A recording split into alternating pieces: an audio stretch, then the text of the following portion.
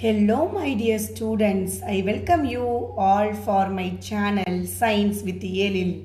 இன்னைக்கு நம்ம வீடியோல பார்க்க போறது class 12 state board chemical kinetics unit 7 lessonல integrated rate law for zero order reaction தான் பார்க்க போறோம்.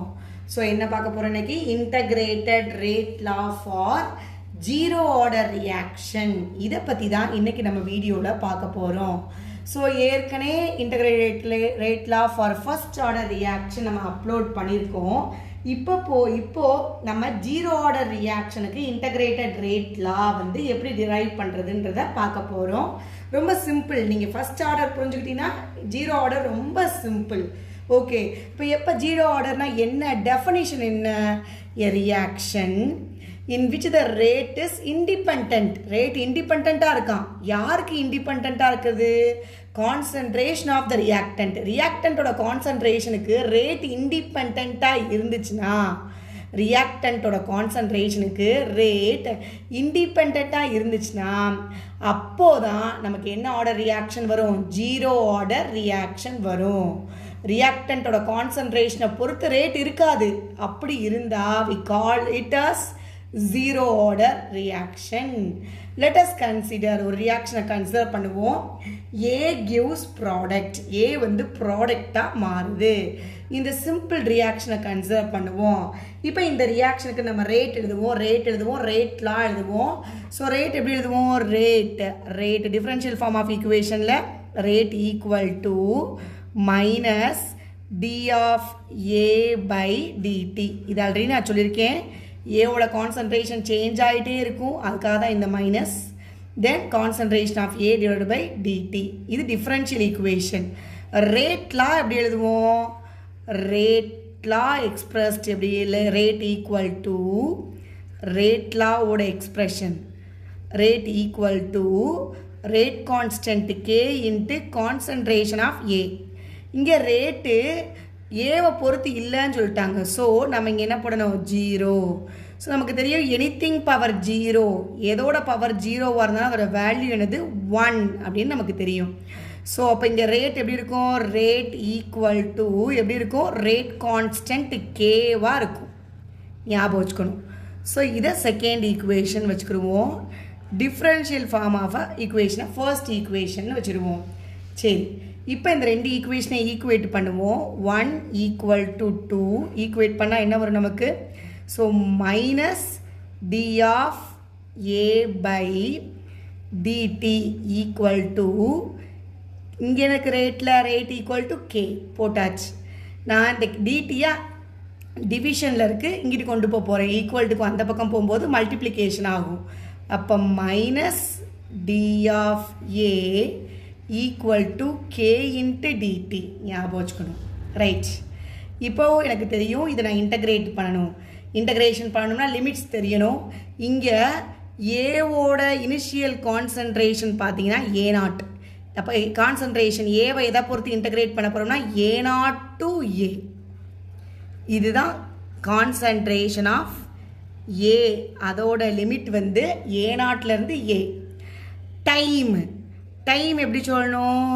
டி ஜீரோலேருந்து t equal to t time வரையும். அப்போ 0 டு டி. ஓகே, ஸோ இனிஷியலாக டைம் 0, கொஞ்சம் நேரம் கழிச்சு டைம் என்னது? டீன்னு வச்சுக்கிறோம். ஓகே, ஸோ கான்சன்ட்ரேஷன் ஆஃப் ஏவை இன்டகிரேட் பண்ணுறோம் வித்தின் த லிமிட்ஸ். இது லிமிட்ஸ் என்ன லிமிட்ஸில்? A0 to A. நான் ஞாபகம் வச்சுக்கணும். A0 to A. Okay, then for time எப்படி நம்ம இன்டகிரேட் பண்ண போகிறோம்? 0 டு டி. ஓகே, ஸோ இந்த லிமிட்ஸ்லாம் போட்டாச்சு. இப்போ எப்படி இன்டகிரேட் பண்ணுவோம்னு பார்ப்போம். ஸோ இந்த ஈக்குவேஷனை இன்டகிரேட் பண்ணுவோம். Integrating the above equation we get the limits. Okay, we get what? So minus இருக்கட்டும், integration d of a. நமக்கு லிமிட் என்னது? A0 to a. கான்சன்ட்ரேஷன் டேர்மில் தான் போடணும். ஓகேங்களா? A0 to a equal to K constant, rate constant அதை வச்சுக்கலாம்.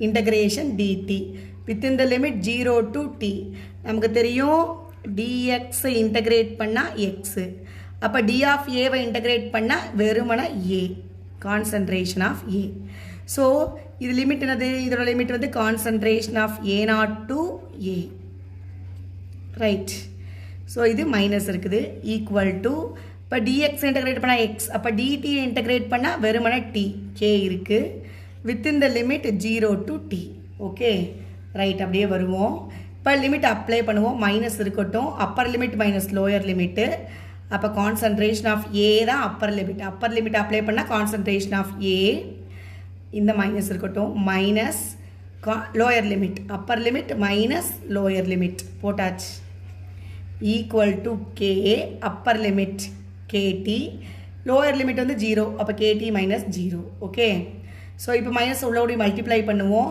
Minus of concentration A minus into minus plus of A naught equal to k t நான் வந்து அப்படியே மாற்றி எழுதிக்க போகிறேன் எப்படி மாற்றி எழுத போகிறேன்னா ப்ளஸ் எங்கிட்டு வச்சுக்க போகிறேன் அப்போது ஏ நாட் மைனஸ் ஏ ஒன்றுமே செய்யலை ப்ளஸ் டேமாக இருக்க ஏ நாட் எங்கிட்டு வச்சுக்கிட்டு மைனஸ் டேமாக இங்கிட்ட எழுதியிருக்கேன் ஈக்குவல் டு கேடி ஓகே இப்போது எனக்கு கே தான் வேணும் அப்போ கே தான் வேணும் அப்படின்னா கே தான் வேணும் ஓகே இப்போ கே வேணும்னா கே வேணும் இப்போ டீயை கீழே கொண்டு போயிடுவோம் அப்போ என்ன வரும் நமக்கு A naught minus A by T அவ்வளோதான் ஸோ இது வரையும் நம்ம டிரைவ் பண்ணாலே போதும் எக்ஸாம் பாயிண்ட் ஆஃப் வியூவில் இதுதான் நம்ம கேட்பாங்க rate constant for zero order reaction is K equal to A0 minus concentration of A0 minus concentration of A by T.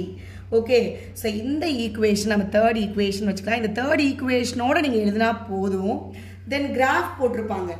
இந்த graph எப்படி வரும்னா ஒரு straight line equation நம்ம புக்ல கொடுத்திருப்பாங்க. இந்த graph பாருங்க. Yes.